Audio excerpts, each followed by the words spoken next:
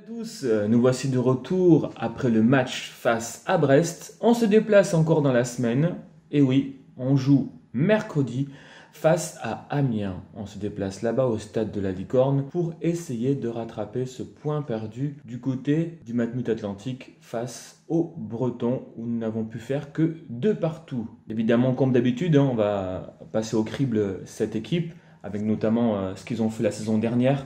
Leur classement, les arrivées, le départ au niveau du mercato, la saison actuelle, la façon dont ils peuvent jouer tactiquement face à nous. Alors, les Amiénois, une équipe qui est arrivée 15e la saison dernière, ils ont gagné 9 fois avec 11 matchs nuls et 18 défaites. Ils sont arrivés 15e, ça veut dire juste derrière nous, avec 38 points, 31 buts marqués, 52 encaissés.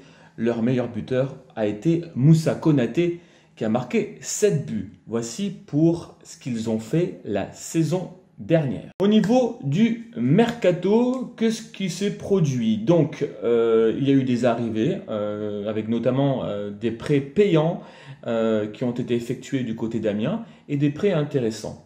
Donc, on va commencer par Serhou Guirassy, l'avant-centre, le joueur de 23 ans qui était prêté la saison dernière par Cologne. Il a été acheté 6 millions d'euros, l'attaquant Guirassy, et vous allez voir qu'il fait un très bon début de saison puisque c'est actuellement le meilleur joueur d'Amiens au niveau de la moyenne de notes. Les autres achats, 3,5 millions pour Shadrack Akolo, le Congolais qui vient de Stuttgart. 3 millions pour Gaël Kakuta, qui était déjà au club il y a 2 saisons et qui est revenu du Rayo Vallecano. Gaël Kakuta, expérimenté. Ensuite, 2,5 millions pour Eddy Niaoré, qui avait été prêté la saison dernière à Amiens et acheté du côté de Palerme. 2,5 millions. 1,7 million pour Alexis Blin, enfin, le joueur de 23 ans, qui était prêté par Toulouse, puis acheté définitivement. D'autres sont arrivés gratuits, notamment le Norvégien Aitam Alessami, qui est titulaire régulièrement. Donc c'est pour ça que je l'ai mis en avant. Aitam Alessami, le latéral gauche, est venu gratuit. Christophe Jallet aussi, attention, Christophe Jallet, expérimenté, ancien international, qui vient de Nice. Il est venu gratuitement du côté d'Amiens. Il a 35 ans maintenant, Christophe Jallet. L'expérimenté Aurélien Chedjou, 34 ans, qui vient de Turquie, de Başakşehir. Il est venu pour 200 000 euros. Et ensuite, quelques prêts, notamment Arturo Calabresi, l'italien, qui vient de Bologne. Et Fousseni Diabaté, lui, qui vient de Leicester. Voici pour les arrivées. Pour les départs, il y en a eu quelques-uns, mais pas tant que ça. Le départ notoire, c'est le Suédois Emil Kraft, qui est parti à Newcastle pour 5,4 millions. Alors, il y a aussi du changement sur le banc, puisque la saison dernière, c'était Christophe Pellissier qui était l'entraîneur d'Amiens. Est arrivé un entraîneur slovène, Luka Elsner, qui a 37 ans, très jeune entraîneur. Il a entraîné la saison dernière l'Union Saint-Gilloise en Belgique. Donc c'est tout nouveau, toute nouvelle expérience pour lui et pour découvrir ce haut niveau. Luka Elsner, le nouvel entraîneur d'Amiens. Pour l'instant, ils sont 14e du classement. Ils ont 7 points. Ils ont gagné 2 fois, 1 match nul et 3 défaites. Ils ont marqué 7 buts. C'est la 7e attaque pour l'instant. Ils en ont pris 9 et c'est la 16e défense. Voilà du côté des stats, du côté d'Amiens. Qu'est-ce qu'ils ont fait à domicile, les Amiénois, puisque c'est intéressant s'ils sont costauds ou pas à domicile. Donc ils ont fait 2 matchs à domicile avec notamment une victoire face à Lille. Lille quand même, c'est pas mal. 1-0 avec un but de Guirassy. Une défaite à domicile face à Nantes, 2-1. Et un match nul face à Lyon, 2 partout, avec un but de Jallet et un but de Bodmer. Donc attention, ils ont connu la défaite, ils ont connu la victoire, ils ont connu le match nul. Ils ont quand même battu Lille, ils ont quand même accroché Lyon. Donc ça ne va pas être une partie de plaisir du côté du stade de la Licorne. Voilà, c'est une équipe qui a déjà pris 2 cartons rouges. Dibassi et Niaoré ont déjà été avertis et ils ont vu rouge 2 fois. Au niveau des stats actuels, même pour l'instant, le meilleur joueur au niveau des notes, c'est Serhou Guirassy, l'avant-centre. On verra pourquoi tout à l'heure. Il va être important, c'est l'attaquant, mais il est très très très bon dans le jeu et il faudra faire attention à Serhou Guirassy. On va maintenant regarder la composition de l'équipe qui peut être produite ce mercredi pour le match à Amiens face à nous. Une composition qui peut être modifiée ou modifiable, puisqu'en fait, il y a beaucoup d'absents du côté d'Amiens.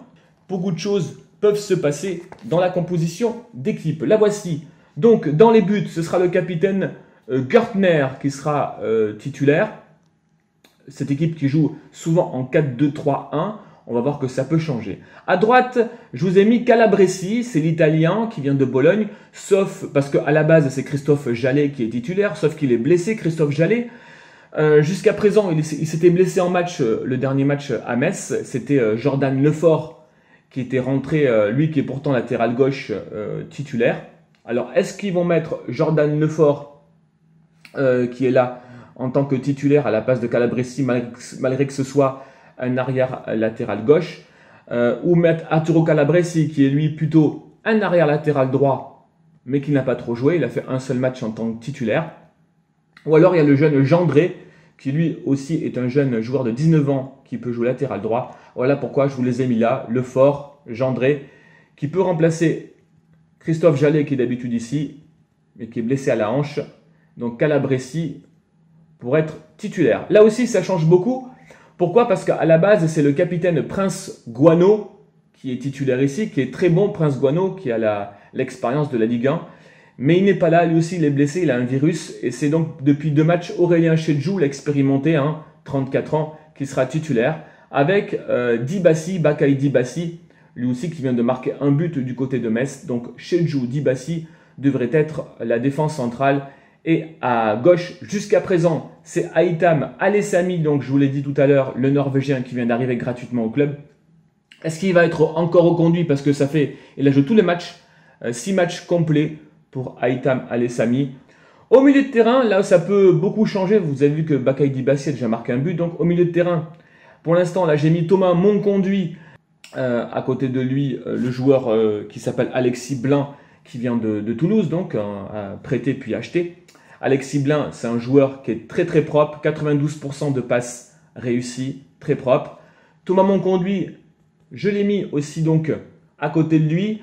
Alors, je pense que l'équipe d'Amiens va tourner parce qu'en fait, ils ont joué donc ce week-end et qu'ils tournent beaucoup au niveau du milieu de terrain aussi. Voilà. Bodmer peut rentrer, mais lui n'a jamais joué en tant que titulaire encore. Il peut avoir Eddy Niaouré. Alors Eddy Niaouré, lui, peut rentrer au milieu de terrain. Voilà la place pour Alexis Blin, par exemple, la place de Monconduit. Un autre titulaire qui peut rentrer, c'est Bongani Zungu, qui peut être titulaire aussi, avec son numéro 8 au milieu de terrain, à la place des deux. Voilà. Parce que ça tourne beaucoup au niveau amiénois.